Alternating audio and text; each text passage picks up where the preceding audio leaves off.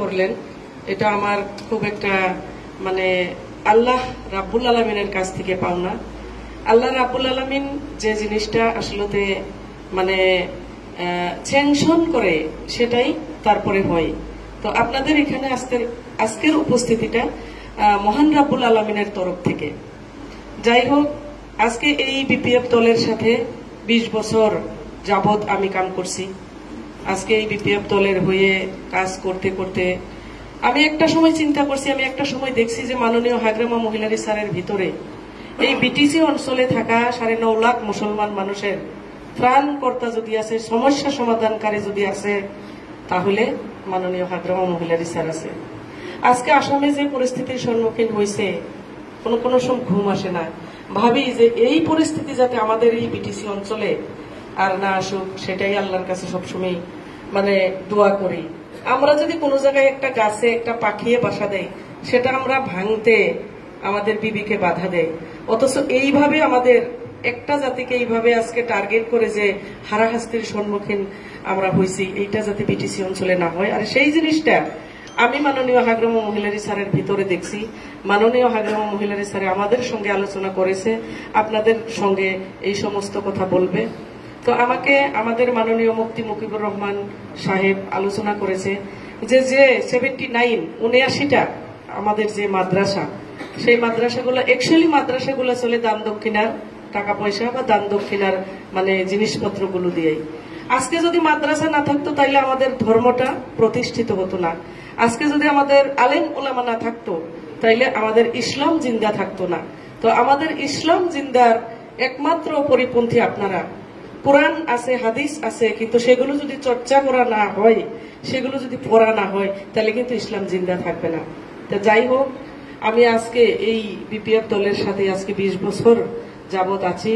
যেটুক পারি মাননীয় হাগ্রামা মহিলারি স্যার, আমাদের যে মাইনরিটি সেল আছে, তারপরে আমাদের মুফতি মকিবুর রহমান সাহেব ইত্যাদি করে আমি মুফতি মকিবুর রহমান সাহেবের সঙ্গে আলোচনা করে আমি বলেছিলাম যে আপনি বিপিএফ দলে আসেন এই জন্যই যে আমাদের এই বিটিসি অঞ্চলে থাকা 9.5 লাখ মুসলমানের হয়ে অনেক কাজ করার আছে।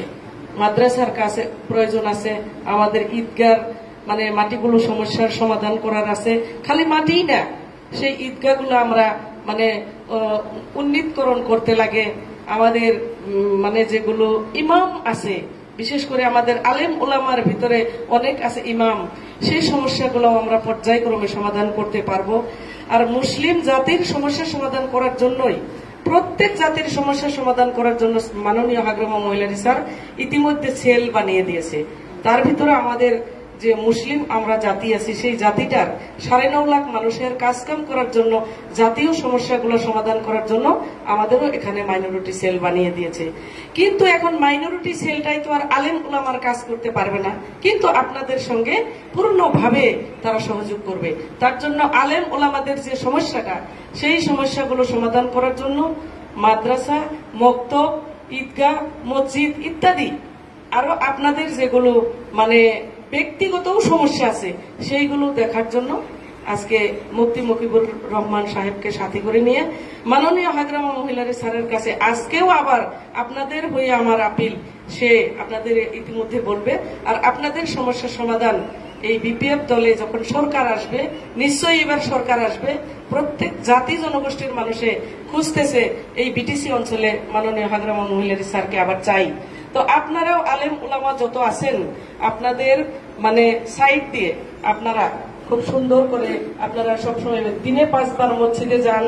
ওদিকে মসজিদেও আপনারা মক্তব ইত্যাদি করে মাদ্রাসাগুলোতে আপনারা মানে আলোচনা বিলোচনা করে এইবার গ্রাম অঞ্চলের মানুষে আপনাদের কথাটা বেশি করে নেয়, কারণ আপনারা হাদিসের লোক, আপনারা কোরআনের লোক। তো ওদিকে সেই হিসেবে আপনারা আমাদেরকে সহায় করুন। আমাদেরকে সহায় সহযোগ করার পরে আপনাদের যত সমস্যা আছে মাননীয় হাগ্রামা মহিলারি স্যার সেগুলো মেনে নেবে। আর আপনাদের দায়িত্ব মহান রাব্বুল আলামিন যাতে মাননীয় হাগ্রামা মহিলারি স্যারের উপরে অর্পণ করে, ওইটার যাতে তৌফিক আল্লাহ মাবুদ দান করে, তার জন্য দোয়া রাখবেন। আর আজকের থেকে আপনারা নিশ্চয় আমাদের এই বিপিএফ দলের সরকার আনার জন্য প্রচেষ্টা হাতে নেবেন। আর এইটুকুই, আপনাদের সাথে সবসময় আমরা আছি, আমরা থাকবো। আর এইটুকু বলে আমি আমার বক্তব্য শেষ করছি। খোদা হাফেজ।